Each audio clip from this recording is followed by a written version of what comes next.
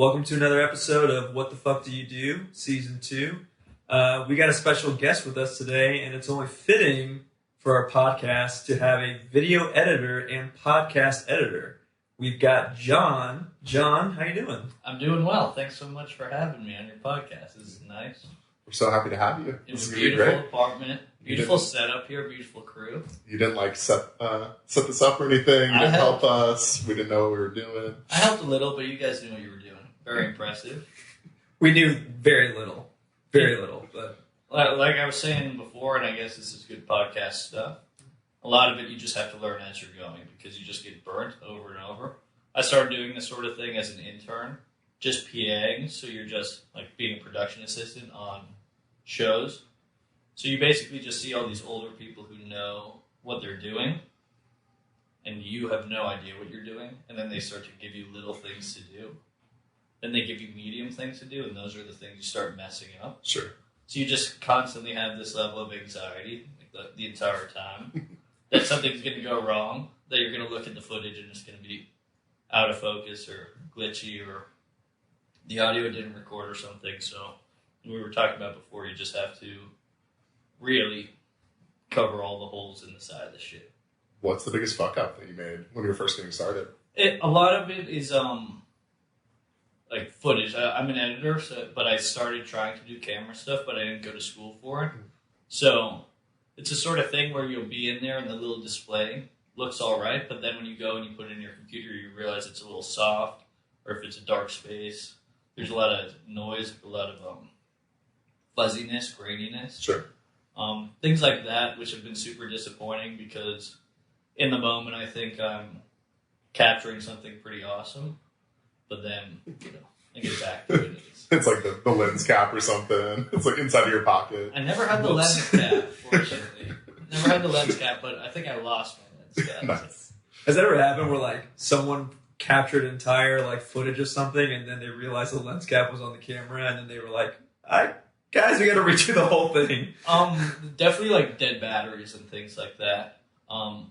Which doing setups like these as an editor and just knowing how much of a pain it is to try to go back and fix things. Being an editor helps a ton because basically you spend most of your time thinking like, oh, this person could have done this person could have done that. Even now it's like, oh, is everything running? It's like, we hope so. We're going to find out in half an hour. Okay, yeah. This will be good.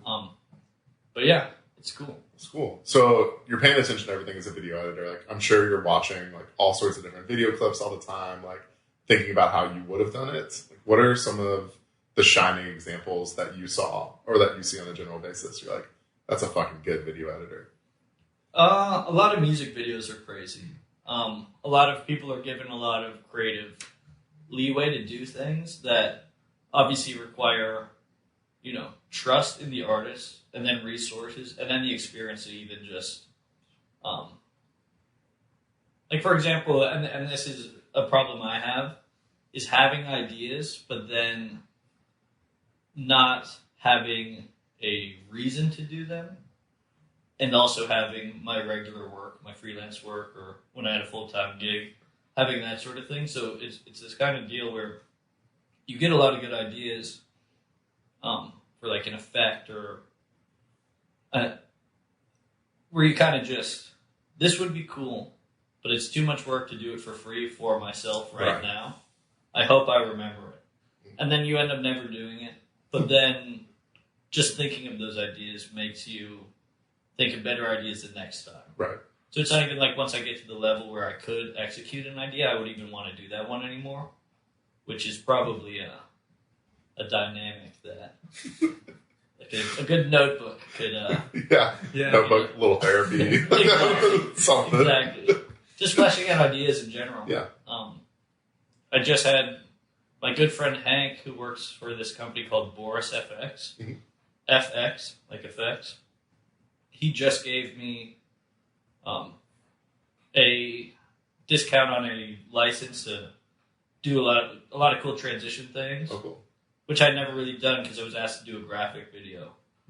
Like a company kind of a lot of text on screen stuff, which normally is kind of, not that interesting. Right. But for him to give me all these new graphics and all these new, like I've only done one video with it, but all of a sudden, different part of my brain's working in a different way. You got new toys to play with. Exactly. That's pretty fun. Yeah. So I want to take it back because you mentioned you didn't go to school for this. How did you get into this? I kind of went to school for it. Okay. I didn't really go to school for anything. Then I had, after sophomore year, I had to decide, so I did communications, which is, obviously one of the premier, easiest thing. But anyone could pass it, but you do learn a lot of cool things in those. Right. They're just easy, basic pass-fail classes. I found them to be pretty fun. So I was always trying to be competitive with my classmates. Usually a third of the people didn't care at all. A third kind of cared, and a third cared and wanted to do it. So I was in that third. Cool. So, it's just, I had like this nemesis. I won't name him. But every time, like, we had projects, You should name and shame. Yeah. Name and shame. I won't, because I might come across him one day on LinkedIn and he might hook me up or something. Or you might see this podcast and be like, oh, fuck that guy. Yeah, that's it. Yeah. I wonder which one's more likely. We'll see how it goes. We'll see how much we blow up. People dive back into the archives. But, yeah, I mean, it's the kind of thing that it's, a lot of times there's a lot of wiggle room in what you're going to deliver to people, so it's like kind of trusting yourself that you can come up with something cool, while also being like, I'm doing this for someone who has a vision who's not accurately telling me what they want me to do. Right. So it's a big balance of how much do I give a huge effort and might be going down the wrong street, Yeah. That's where, just like this thing that happened to me today, I'm working with a company who they liked the first draft of something, but they basically said, we don't have the bandwidth to follow through with this. Sure. So we just have to table it because it's going to take a lot of back and forth, a lot of notes. And that's where like producers come in. Producers can be in anything. A lot of producers don't do anything. They're kind of just like... They just hang out. They hear what a boss says and they tell like the people who make the thing what to do. But a lot of times without a person like that, the bosses don't have time to interact with us. Gotcha. So it's kind of a manager thing or a managerial thing. But yeah, it's definitely learning like the value of having a team. Sure. Right? That's what I see a lot of the people who are doing this stuff the best. They have like these super teams. Yeah. I work with this guy named Stephen Mucci, who's an amazing cameraman. Yeah. And so whenever we're collaborating on something, it's like, nice. I don't have to worry about my shitty footage. This guy films it, I edit it. I know plenty of people who are amazing voiceover on air talents. Right. I got to work with the big three I always think of are Jordan Rowling, Kevin Kenny, and Neha Joy, who I worked with at Billboard and The Hollywood Reporter. And so you start to realize like everything you see on television is like all these people that are really good at one little thing. Sure. But just work well together. And then that's where like the end of a movie credits has like 700,000 people on it. It's insane, man. It's insane. I worked on one movie when I was doing production assistant stuff. Black Mass. It's Oh, absolutely. Yeah. I was a production assistant for 2 days. Excuse me. I had to like keep. It was shot in Lynn, Mass, which is like, I'm sure there's nice parts, but we weren't in the nice parts. And I was in charge of keeping like strange street women away from Johnny Depp's trailer all day. That's the whole job. Pretty much. Just, Oh my can God. you stay back? Can you stay back? Can you stay back? And it was cool, but then my mom, I wanted to see it in theaters, and my mom saw it before I had a chance to. She told me my name wasn't in the credits. Oh. So if mine didn't get in, you have to imagine, and I barely did anything. Right. But you see those like 900 people in the credits, and then some. That's crazy. So how did you get from... Actually, I'm just curious about like your journey. So like you were in the third of the communications class that actually cared about communications. And then you've been doing production assistant work, video editing work. You work for a company. how did you get from school, like, to getting these jobs? Just like really lucky and blessed. My aunt went to summer camp with this woman named Kat Greenleaf, who worked on NBC. She hosted a show called Talk Stew. So then she got me an internship interview. I got super lucky there, where the woman who was interviewing me forgot about it. So I had to wait for 2 hours. So by the time I got in there, I had like all that guilt and shame on my side. She's like, anything for you. Yeah, pretty much. I ended up interning there. I had a good time. I remember one night I was playing beer pong with my company, and I was like the only college kid, so obviously I'm winning. My team's winning every time. And my boss, who was a little in it at that point, told me that if I beat him in the next game, he'd give me a job. So I beat him in a pretty cool way that I remember properly. Go back for my senior year. One night, I just called him. Can't remember if I called him or I texted him or whatnot. A role just happened to open up. Wow. I got to go back to 30 Rock to start it, and then that was a kind of a funny story. You want to hear a quick full circle story? I'm so ready. Yeah, give it to Drink us. a little water. With the takeaway I got was alcohol helps. Yeah, just get good at beer pong. Getting good at beer pong and Break into whatever alcohol career you want. can develop your career in so many ways. Alcohol and connections. Honestly, like, anything. This is Mad Men. Anything. Mad Men was right. Connections over alcohol. Okay. I would actually imagine though, like in entertainment business, that world, like that's actually kind of true. It's completely true. It's completely true because especially interns, no one's hiring interns because they need something. They're like fulfilling some sort of a societal thing. We have an internship program. Look at us. We're nice. We help kids or whatnot. So they just want people who are decent, not annoying, willing to learn and all that. I remember interns who, after I was an intern and I came back, the amount of people who were basically shitting on them for different reasons. One kid who just wore shorts to work every day. I say that I'm wearing shorts now.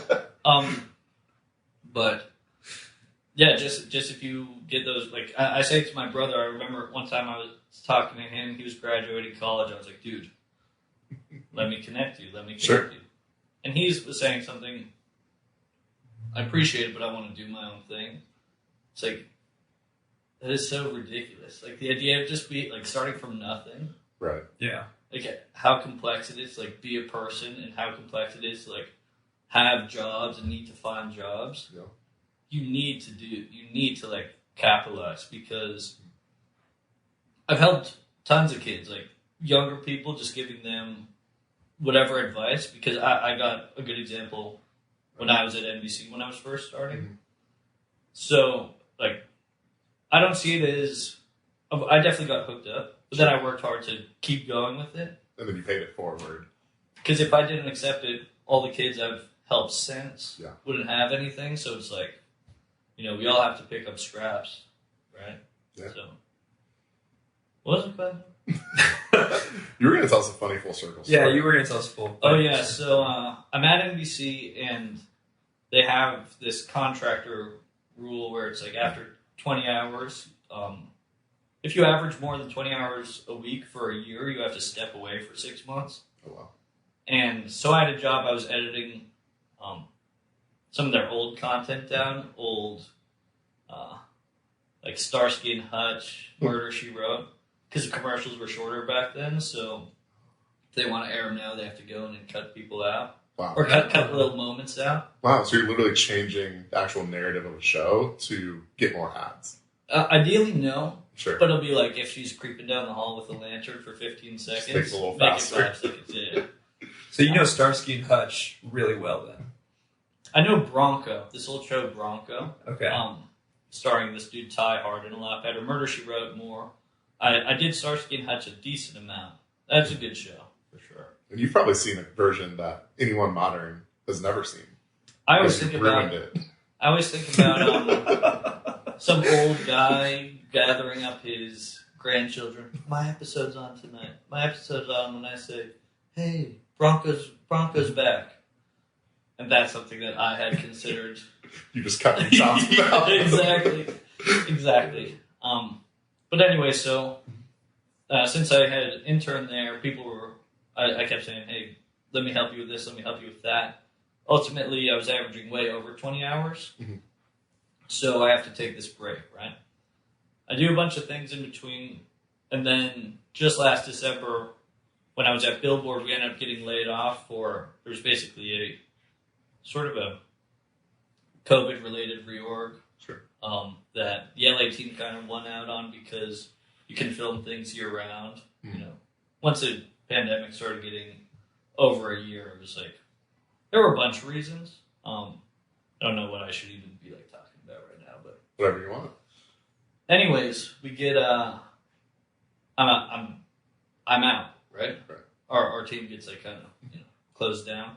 I find a lot of the people I used to work at NBC with are still there. My old boss, the same one who hooked me up before, he hooks me up again. He puts me through.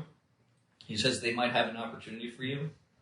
Turns out the job I have now, the guy who used to have that job just had to lose the job because he was averaging more than 20 hours a week. Wow. So you just snuck in at that perfect 6-month window. Crazy. Super lucky. Why is that rule in place? Like, I wish that was a rule that my company gave, where if I average more than 20 hours a week, they maybe step away.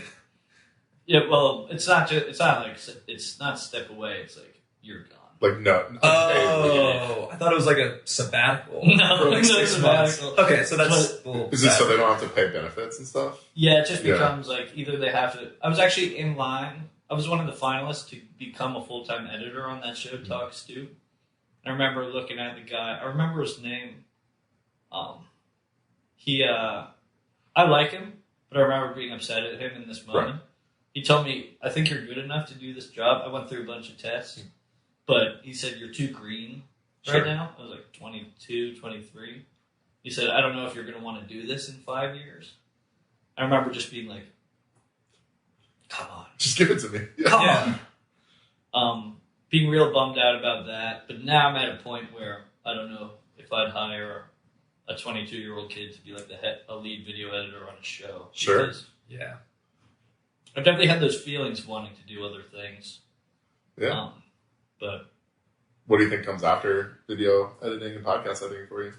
as a career move, just producing Okay. of some sort. I said before how it's kind of a nondescript job in a lot of ways. So I want to be a hands-on one. It would be awesome to be advising things, assigning things, but also get my hands dirty in what I want to do.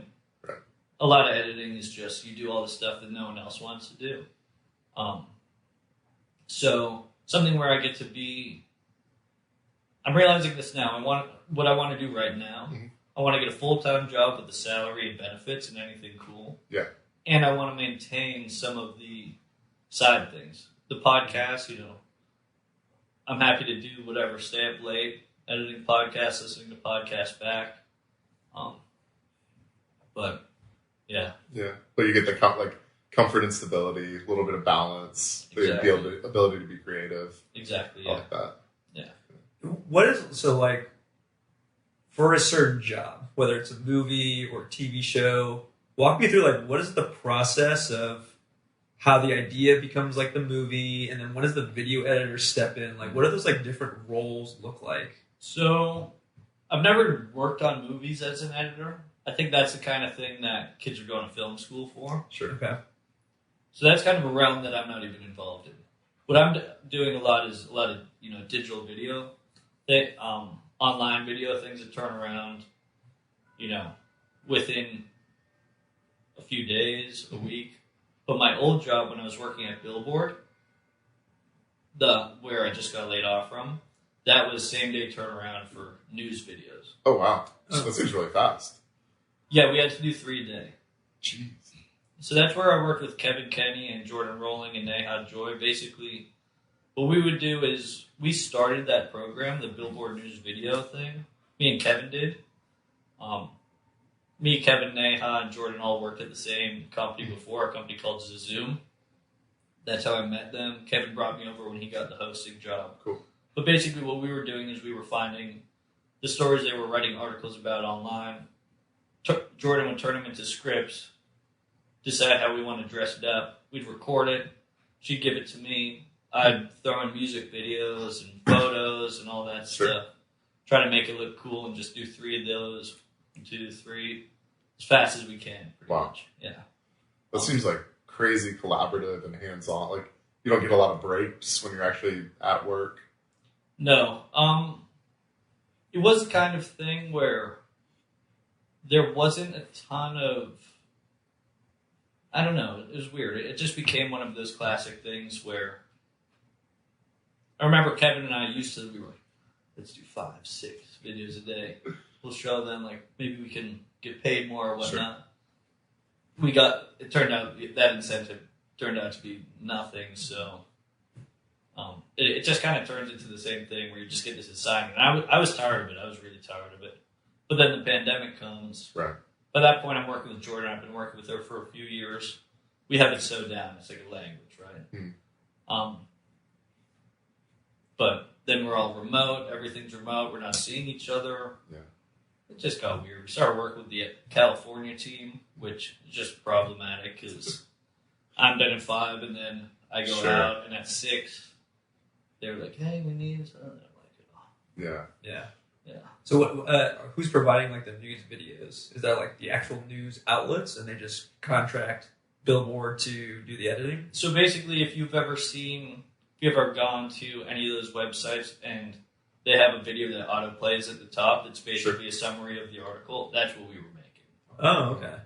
Yeah, so at first we got a lot of pushback from the writers because we're like, okay, no one's reading our pieces. They're just watching the super cool video exactly that you put together. But we were making all the money because, 3 news videos with ads on them every day. Other people are working on, long form content. Right. Which is the stuff that makes it shiny. The cover shoot videos, big interviews, all these exclusive things. But that's not where the actual money comes in. So when the pandemic happened, we got acquired by another company. They laid off the entire video team except for our little branch of it. Because you're the only ones kind of like bringing in and generating money. Exactly. So I feel like with news, right, there's a lot of critique about news today in terms of the content that is put out there. So like you're editing the videos that is actually getting all of the views instead of the actual article. That's a pretty powerful position in a way, but how much like creative leeway or freedom were you given to edit the video or remove certain things from the actual news story? It's interesting because there's some things that just do really well that if there's news, we got to do them because they're just so profitable. K-pop is crazy like that, as I'm sure everyone knows. Anytime we do a story about BTS, it goes through the roof, right? But also, it was cool when we were doing some article about, this is kind of sad, but anything that was like retrospective on an older artist's life, or a new album from a respected artist that doesn't release a lot. Those things were interesting and compelling. But then a lot of it's like, basically we can track how good the articles are performing live on the website, and that's how we get them, right? So it's like, hey, the Beyonce videos article, there's 500 people reading it right now. And there's been 500 consistently all day. Put a video up there, right? But then there might be something cool like, hey, the Rolling Stones, blah, blah, blah. Yeah, but there's only 17, old people on that article. Right. Don't worry about it, right?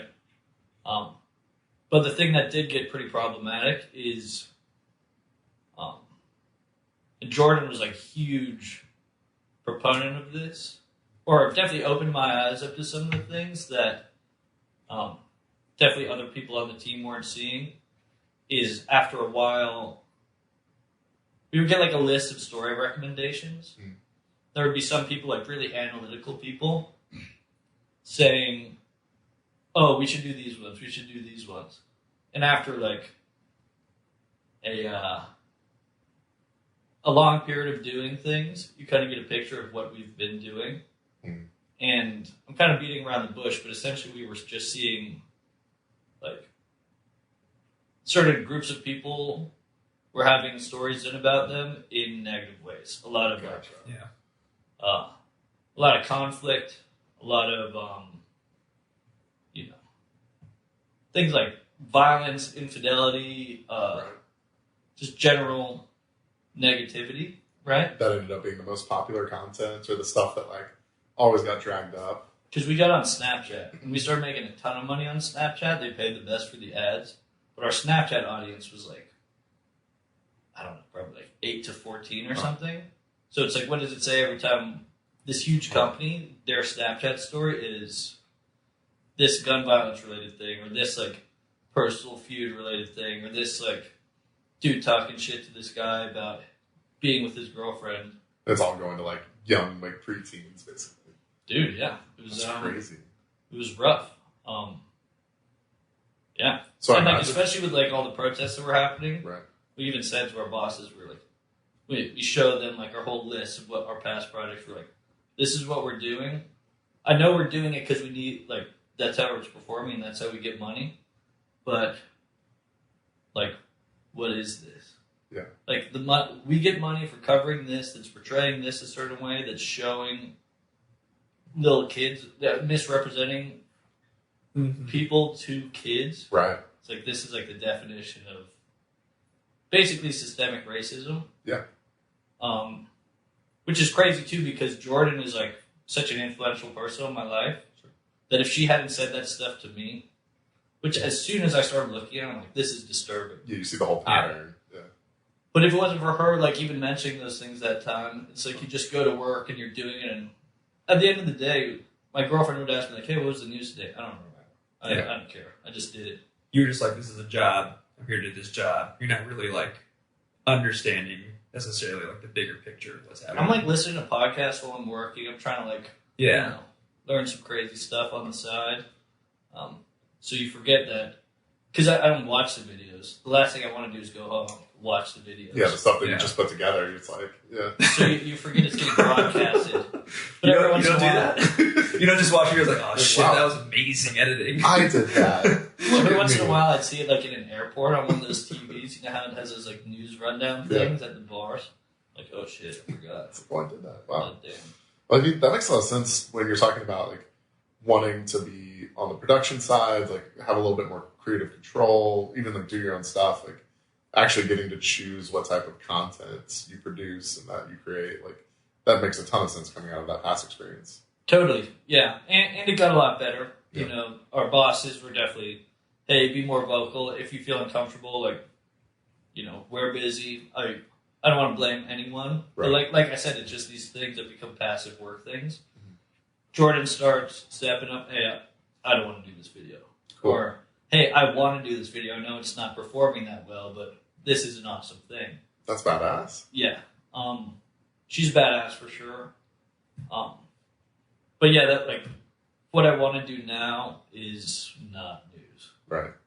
Not news at all. Not same day turnaround stuff. Sure. Yeah. So I want to go back to one thing you mentioned a little earlier, which is when you were first applying the job you didn't get, like I kind of swooped it out from under you. You said there were a lot of like different tests that you were doing to try to interview and get there. Like, how are you actually competing for these types of jobs? Like, how do you apply? What's the interview process typically like? Well, that was just internal. Sure. So someone said, hey, they're going for it, you should go for it. And that's, and I'd already been kind of helping with that show, so I was definitely one of the more internal picks. I was going against an older guy who was outside just with a bigger resume. Mm-hmm.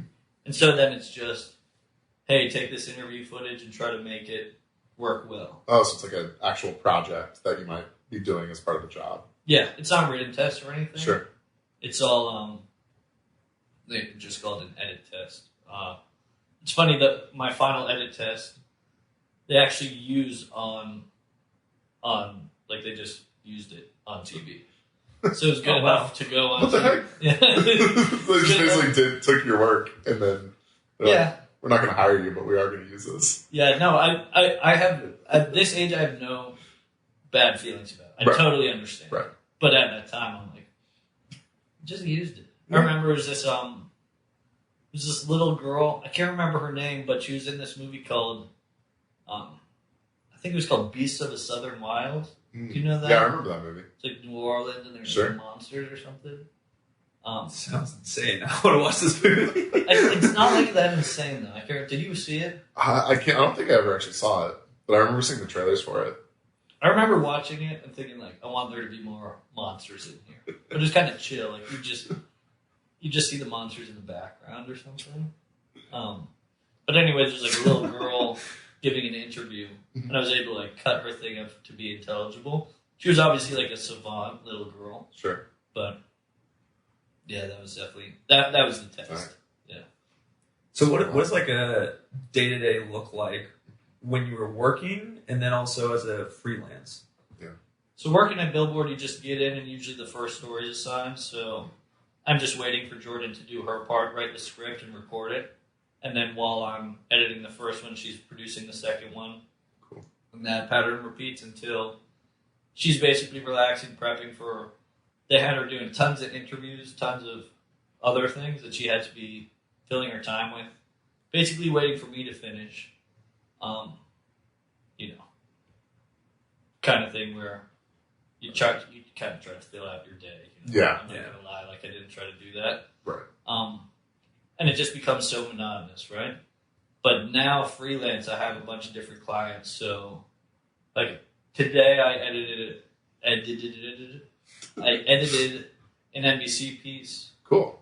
Then I quickly did these sort of like these podcast breakout things for this company called Pillar, which is a company that my first internship, not the NBC one, the one I did the summer before. I got hooked up from my uncle's best friend, hooked me up with his company. That company just like gave me more work. So just to go back to that point, just keep reaching out to people. Yeah. I'm getting work now that was like, handed to me back then. Right. But then you like crushed it and they remember you 5, 6, 7 years later. That was before I even was in this stuff. So it was like completely unrelated to this sort of thing.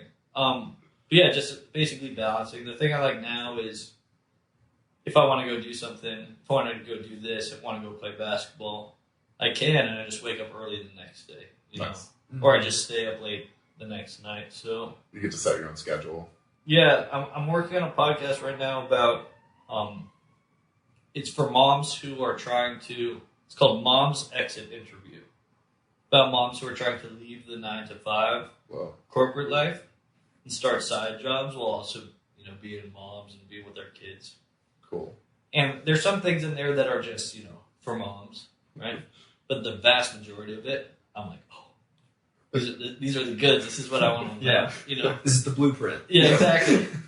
Exactly. One thing I still need to work on is I need to get like my john@johnholowitz.com, not john@gmail.com, because that's one of the secrets they tell me. That's how you look like a loser. That's having your Gmail.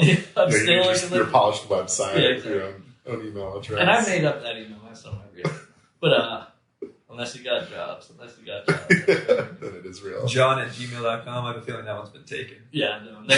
There's a bigger version of that. But the real thing that stood out to me from editing that was this one woman just kept saying, like, when you work for yourself, all of a sudden a weekday will feel like a weekend.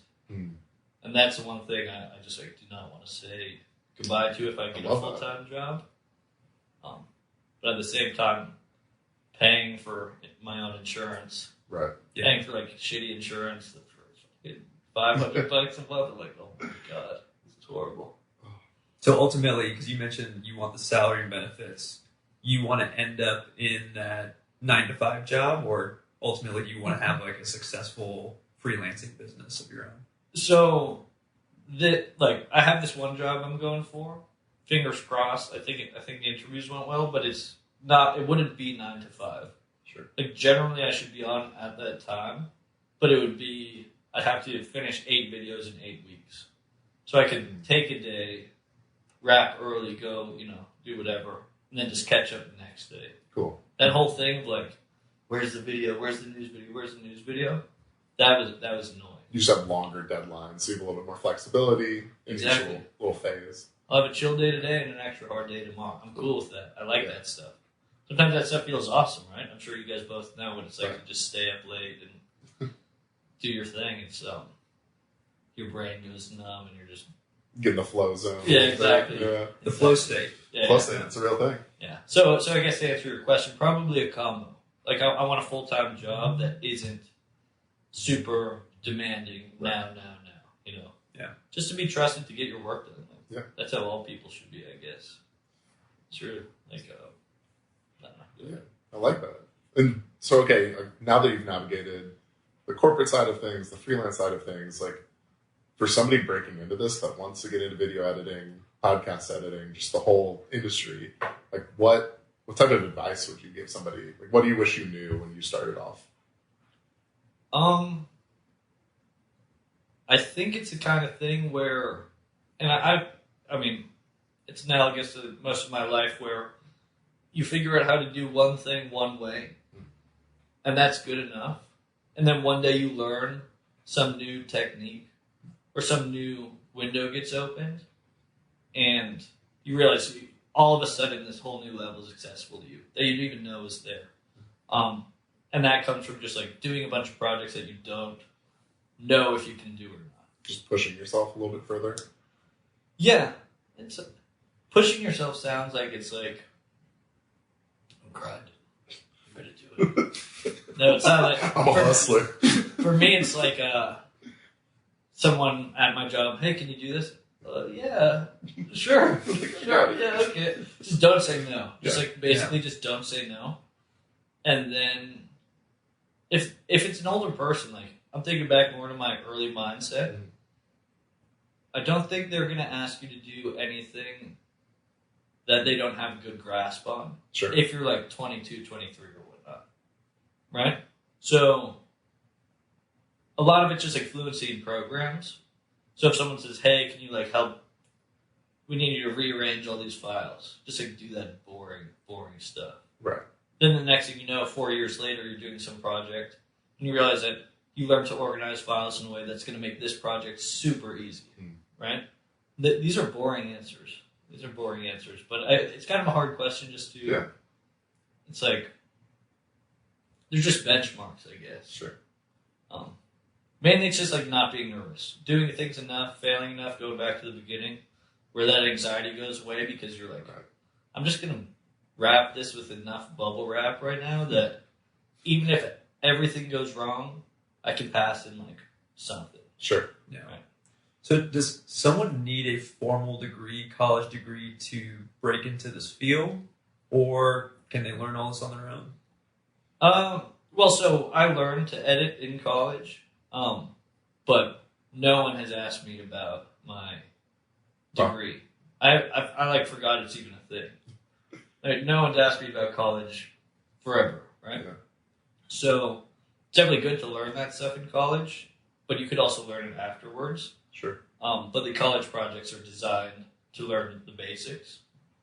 So I would recommend it. Like if you're gonna take, because we didn't offer a more advanced. It wasn't like I was. Like, the editing classes I took in our comm program, this was a year before they built this huge communication center, so I was just using all this old stuff. That was, like, the best they had at the school.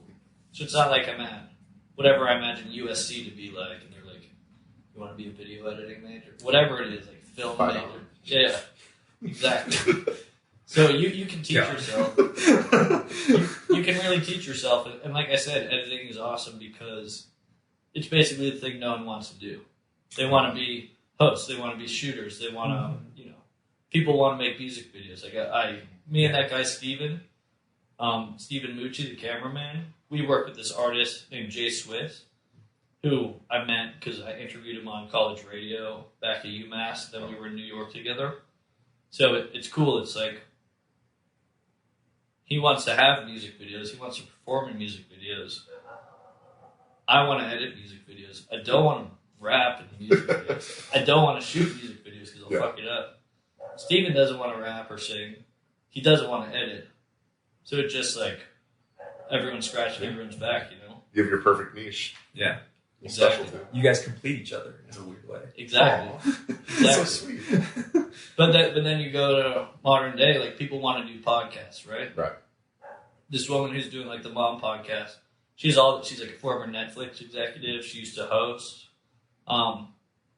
She has all these things up in her brain that she could share that people can benefit from. She has all the connections, but she's not gonna like stick around on the computer for hours and hours, like trying to figure out how audition works. She's not on the free account of Audible. Yeah, exactly. And so it's like, let me do the dirty work that is not even that hard. It's like whenever I have a friend who in college he has like OCD or something, and so he'd come over for like a pregame or something, and be like, "Mind if I just like straighten up a little bit?" And we're like, "Yeah, go for it. Dude. Just go do it." This is the thing you like to do. Yeah, exactly. I'll let you go. Exactly. That's what I want to be for people who want to do projects, and then I can learn during it too. Not like the news thing. I'm listening to podcasts, trying to hear cool stories and learn cool stuff. Now I'm editing these things, learning about. I'm appreciating moms more. I'm learning all their tricks. Right. I'm doing another one that's like a crypto podcast. That I relate to the moms more than I relate to like this crypto stuff. Still just like familiarizing. That is hilarious, by the way. It's like the gap is so much bigger to be a crypto bro Exactly. than it is to be an actual mom. Exactly. And then, like the NBC job, I'm editing segments about like cool restaurants. Cool. You know, so it's one of those things where you can just get a lot of other knowledge and info from. You're going to be a great mom. Thanks. Thanks. Yeah, I mean, I think I got all the good questions I want to ask. You want to close this out, Travis? Yeah, I mean, John, like I appreciate you being on the show. This is awesome. Like I learned so much about video editing. I really had no idea how you broke into that industry, like how you get started, like what the different projects look like. So, I really appreciate you being on and sharing your expertise. It's an absolute honor. Yes. Awesome. Thank you, my friend. So, thank you. I think that's pretty much it. Cheers.